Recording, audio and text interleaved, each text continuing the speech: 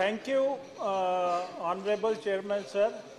आपके माध्यम से मैं ऑनरेबल मंत्री जी को ये सवाल पूछना चाहता हूँ कि कुछ स्टेट हाईवेज हैं जो नेशनल हाईवे ने प्रॉमिस किए थे और पंजाब में भी काफ़ी स्टेट हाईवेज हैं कि हम टेक ओवर करेंगे, पर उसका प्रोसेस रुका हुआ है। वो कब तक आप करने की आपकी प्लानिंग है?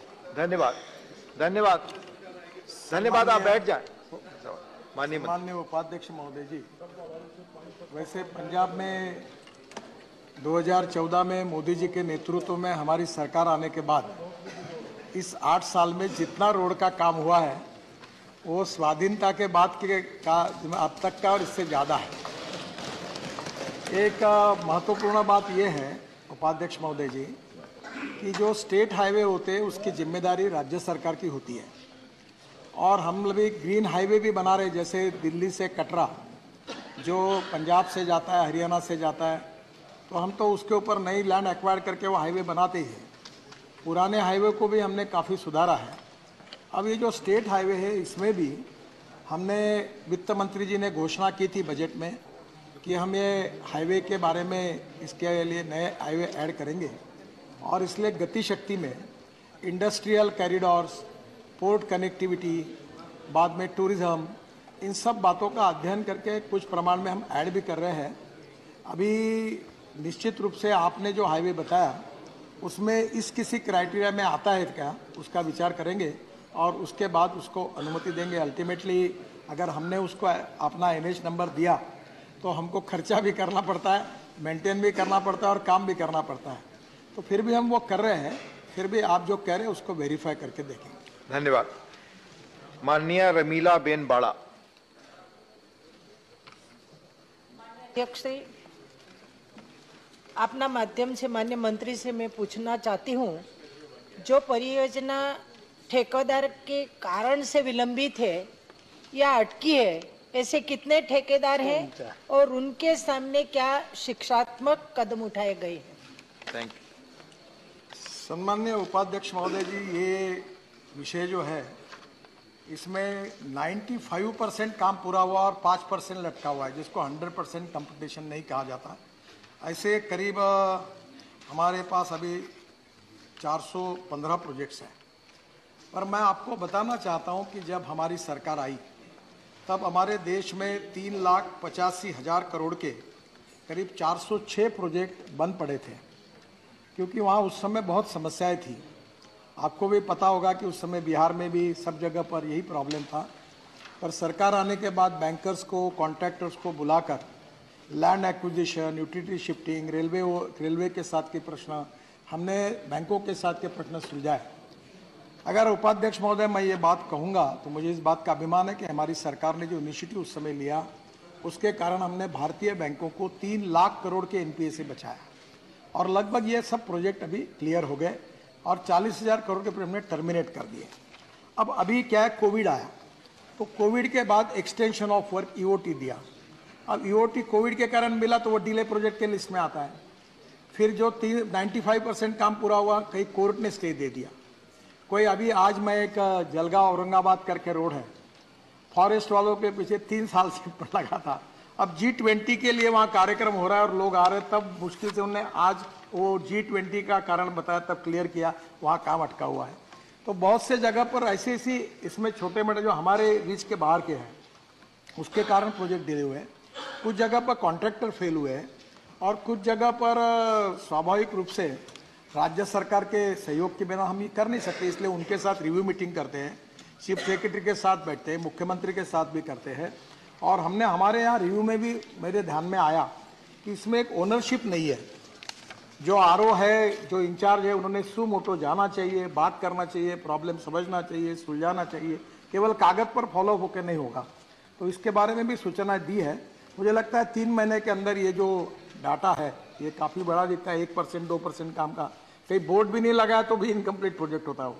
तो इसलिए हम लोग जल्दी ही 3 महीने के अंदर स्टेट वाइज इसका मॉनिटरिंग करेंगे और इसको 50% से कम करके इसको पूरा करेंगे। धन्यवाद। डॉक्टर सस्मित पात्रा। माननीय अध्यक्ष महोदय, आपके माध्यम से माननीय मंत्री जी को मेरा एक स्पेसिफिक प्रश्न है उड़ीसा रिलेटेड। माननीय मंत्री जी अवगत है इस बारे में, उनसे चर्चा भी एक आध बार हुई थी। एक है मान्यवर कटक से संबलपुर का राजमार्ग और दूसरा है राजमुंडा से बारकोट। ये 2 राजमार्गों पे काम चल रहा है और विशेषकर कटक से संबलपुर का राजमार्ग कई सालों से लंबित है। मैं माननीय मंत्री जी से जानना चाहता हूं कब तक ये राजमार्ग कंप्लीट हो जाएगा। सर, कॉन्ट्रैक्टर फेल हो गए और कॉन्ट्रैक्टर कौन थे वो भी उनको पता है। ये शायद वो नहीं इसी हाउस में थे, पर उनकी अड़चन है, ऐसी कुछ नहीं आ सकती है। हमने उनको रिप्लेस किया और रिप्लेस करके नए कॉन्ट्रैक्टर को लाया। हमने सदस्य भी मेरे पास 2 बार आए थे, बाकी भी सदस्य आए थे। शायद वहाँ कुछ फुटबॉल की इवेंट भी बड़ी होने वाली है, हॉकी की। तो मैं आपको बता रहा हूँ कि उसके पहले अभी काम शुरू हुआ है। अभी इसका प्रोग्रेस काफ़ी ठीक है और मुझे लगता है कि आने वाले 3-4 महीने में आपका काम पूरा हो जाएगा। अब कॉन्ट्रैक्टर को बदल दिया है, रिप्लेसमेंट किया है और इसलिए काम पूरा हो गया। यह question non construction of Muktsar Malkot road NH 354A in Punjab, specific इस पंजाब की सड़क के बारे में, इसलिए सप्लीमेंट्री भी इसी के बारे में होगी। माननीय श्री संत बलबीर सिंह जी। हाँ जी, आप जी दे माननीय मंत्री जी, आपने फर्स्ट सप्लीमेंट्री पहला सवाल। ਅਸੀਂ ਮੁਕਤਸਰ ਮਲੋਟ ਜਿਹੜੀ ਸੜਕ ਆ ਤਕਰੀਬਨ 2013 ਦੇ ਵਿੱਚ ਉੱਤੇ ਪ੍ਰੀਮਿਕਸ ਪਿਆ ਸੀ ਤੇ ਉੱਥੇ 40 ਮੁਕਤਿਆਂ ਦੀ ਪਵਿੱਤਰ ਧਰਤੀ ਆ, ਕਰੋੜਾਂ ਸੰਗਤਾਂ ਉੱਥੇ ਆਉਂਦੀਆਂ ਤੇ ਇਸ ਵਾਸਤੇ ਬੜੀ ਦਿੱਕਤ ਆ, ਟੋਏ ਪਏ ਹੋਏ ਆ ਤੇ ਅਸੀਂ ਮੰਤਰੀ ਸਾਹਿਬ ਕੋ ਜਾਣਨਾ ਚਾਹੁੰਦੇ ਹਾਂ ਕਿ ਉਹ ਕਦੋਂ ਤਿਆਰ ਹੋਊਗੀ ਤਾਂ ਕਿ ਲੋਕਾਂ ਨੂੰ ਰਾਹਤ ਮਿਲੇ। ਇਹੀ ਅਸੀਂ ਜਾਣਨਾ ਚਾਹੁੰਦੇ ਹਾਂ। धन्यवाद। सम्माननीय उपाध्यक्ष महोदय जी, इस प्रोजेक्ट में टेंडर भी निकला है, सब बातें पूरी हुई है, केवल अपॉइंटमेंट डेट दी नहीं गई। अपॉइंटमेंट डेट इसलिए नहीं दी गई कि इसका फॉरेस्ट क्लियरेंस नहीं मिले। इसमें 10 hectare land 9.995 hectare land is pending with the state government. Proposal for stage 1 forest clearance has been written 3 times by DFO on 11th August 2022 and twice on 13th October 2022, and again returned 2 times by nodal officer of Forest Department on 22 and 23 November. Now the समस्या ये है कि जब तक forest environment का clearance नहीं मिलता तब तक हम अपॉइंटमेंट डेट देते नहीं, क्योंकि काम शुरू हो जाता है और फिर देते नहीं, फिर वो क्लेम डालता है। मुझे आपकी बात बिल्कुल मान्य है कि रोड बहुत इंपॉर्टेंट है, एक्सीडेंट्स हो रहे हैं, हमने मंजूर किया है, टेंडर निकाला है, कॉन्ट्रैक्टर काम करने के लिए तैयार है, पर पिछले अनेक दिनों से फॉरेस्ट डिपार्टमेंट के क्लियरेंस न मिलने के कारण हमने उसको अपॉइंटमेंट डेट नहीं दी है। आप भी प्रयास करिए, मैं भी करता हूँ और ये मिलने के बाद तुरंत काम शुरू करेंगे और 18 महीने के अंदर काम पूरा कर सकेंगे। धन्यवाद। दूसरा सप्लीमेंट्री। बिल्कुल बिल्कुल माननीय बहुत बहुत धन्यवाद है। दूसरा क्वेश्चन साडा एक हशियारपुर तो आदमपुर जिहड़ी सड़क आ उहदे उत्ते जिहड़ा है रुकिया होया काम आ, वो सड़क विच बड़ी प्रॉब्लम आ रही है। आदमपुर हवाई अड्डा बन गया पर ओहदी जिहड़ी सड़क आ जिहड़ा रस्ता वा उहदे विचों वो बड़ी दिक्कत आउंदी शहर दे विच, उहदे बारे जानना चाहुंदा। सर, वो नेशनल हाईवे है कि नहीं ये कंफर्म करना पड़ेगा, क्योंकि वी आर ओनली अथोराइज, हम राष्ट्रीय महामार्ग पर ही काम कर सकते हैं। फिर भी आपने बताया अगर वो NH है तो मुझे अभी जानकारी नहीं उसकी क्या स्थिति है, और मैं वेरीफाई करूंगा और NH होगा तो उसको सुधारने का काम करूंगा। धन्यवाद। डॉक्टर सुमेर सिंह सोलंकी, यह सवाल पंजाब का है, अगर इस पर आपका सवाल है तो उसकी इजाजत तो नहीं। श्री जुगल सिंह जी, क्या पंजाब से संबंधित सवाल है? आप पूछिए। धन्यवाद सर। पंजाब किस माननीय प्रोजेक्ट से? मैं पंजाब से ही बात कर रहा हूं सर। माननीय मंत्री जी से मैं कहना चाहूंगा कि जैसे आपने गुजरात के सूरत के अंदर स्टील के वेस्ट से मतलब सॉल से जो सड़क बनाई है, उस तरह का पंजाब के अंदर सड़क बनाने का कोई आयोजन है? नहीं, ये सवाल इससे जुड़ा नहीं, please We are moving to other question now. Question number 82. माननीय श्री अनिल सुखदेव राव बोंडे. Question number 84. माननीय मंत्री जी, जवाब पटेल पर रखा है. First supplementary. सर, माननीय मंत्री जी से आपके माध्यम से मैं पूछना चाहता हूं. पहले तो अभिनंदन करना चाहता हूं कि उन्होंने स्पीड लिमिट, सवाल पूछिए, समय बहुत कम है. स्पीड लिमिट बढ़ाई नहीं है. तो फिर भी रोड अच्छे होने के कारण एक्सीडेंट्स बहुत ज्यादा बढ़ रहे हैं और उसमें डेथ्स और डिसेबिलिटी भी बढ़ रही है. तो उसके लिए कोई विशेष योजना कि एक्सीडेंट प्रिवेंट करने के लिए विशेष योजना और विशेष फंड का प्रावधान माननीय मंत्री जी कर रहे हैं क्या, ये पूछना. धन्यवाद. माननीय मंत्री.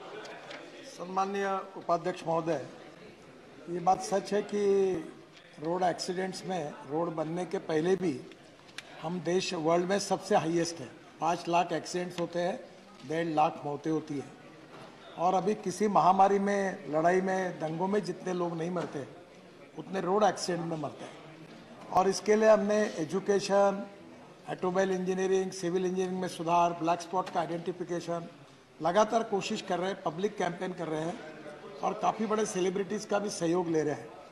तो ये निश्चित रूप से करेंगे. पर एक तरफ एक बात सच है कि हम नए 27 green express highway axis control बना रहे हैं और स्वाभाविक रूप से अभी दिल्ली टू चंडीगढ़ 2.5 घंटे में होगा, दिल्ली टू देहरादून 2 घंटे में होगा, नया रोड बन रहा है. दिल्ली टू हरिद्वार 2 घंटे में होगा, दिल्ली टू जयपुर 2 घंटे में होगा. अब चेन्नई से बेंगलोर 2 घंटे में होगा और मुंबई से दिल्ली 12 घंटे में होगा. तो ये हाईवे इंटरनेशनल स्टैंडर्ड के है और इसमें एक्सिस कंट्रोल है. माननीय मंत्री जी, बस question our is over. Sir, एक एंड कर देता हूं. अब इस सब परिस्थिति में इंटरनेशनल जो नियम बने उसके आधार पर राज्य सरकार को विश्वास में लेकर नई स्पीड लिमिट के बारे में 2 लेन से लेकर 4 lane, paved shoulder, access control express highway, इसकी नई रचना हम करेंगे क्योंकि कुछ लोगों को फाइन भरने पड़ रहा है और जल्दी इसका निर्णय करें. Thank you. हाउस